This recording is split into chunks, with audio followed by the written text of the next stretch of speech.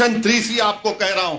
अब ये सेक्शन 3 का मतलब क्या है कि दिल्ली में 316 जायदादों पर गवर्नमेंट का कब्जा, राजस्थान में 60, कर्नाटका में 40, मध्य प्रदेश में 50, यूपी में 60, उड़ीसा में 55।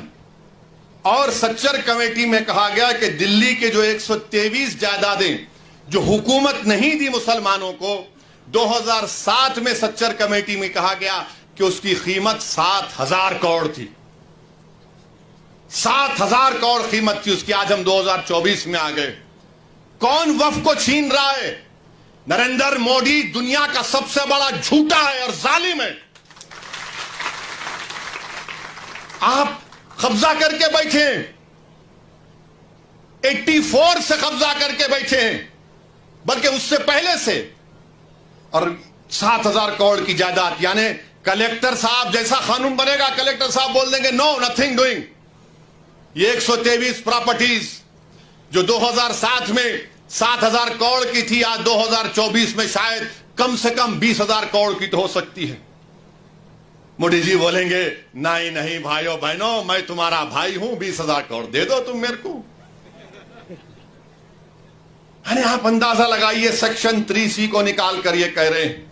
और फिर आप ये भी जानते हैं कि जब कलेक्टर बैठेगा, आर्कियोलॉजिकल सर्वे ऑफ इंडिया आसार कदीमा में दिल्ली में 172 प्रॉपर्टीज पर आसार कदीमा कब्जा करके बैठा है।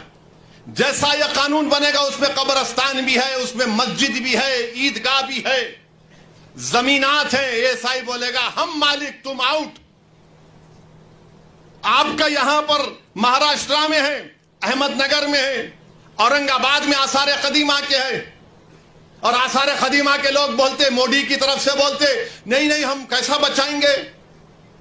आसार कदीमा के कानून में शेड्यूल 6 है, लिविंग मॉन्यूमेंट यानी जिंदा मॉन्यूमेंट है। बोलते नहीं नहीं आप लोग वहां पर वो मस्जिद में मदरसा खोल लिए।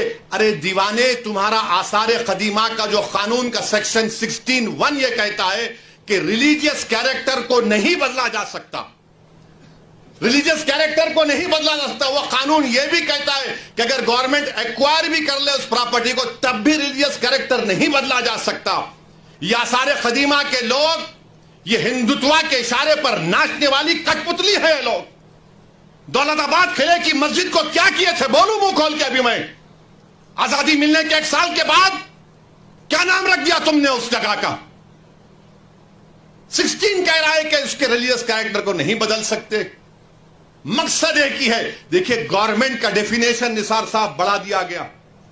गवर्नमेंट का डेफिनेशन में बढ़ा दिया गया तो ऐसा ही गवर्नमेंट हो गई। और गवर्नमेंट हो गई तो आर्टिकल 12 में आप इनजस्टिस नहीं कर सकते, आप स्टेट हैं। आप आर्टिकल 25, 26 का वायलेशन नहीं कर सकते। मगर यह कानून ऐसे बनाया जा रहा है कि एक तरफ जमीन खींचो, मस्जिदों को छीन लो, दरगाहों को खाली कर दो, खानखाहों को बर्बाद कर दो, और आसार कदीमा में जितने मसाजिद हैं उसको छीन लिया जाए। और वो रिलीजियस कैरेक्टर मस्जिद है तो मस्जिद में मदरसा है। नहीं, आप वहां वजू खाना बना लिए तो मैं कहां जाके वजू करके आऊंगा? मस्जिद है ना, नमाज हो रही है। तो इनका मकसद यही है कि एएसआई के कानून को, एएसआई के जरिए से ये तमाम जायदादें हमसे छीन ली जाए। एएसआई के कानून को सेक्शन 5, सेक्शन 6, सेक्शन 8 आप पढ़िए, आपको मालूम हो जाएगा।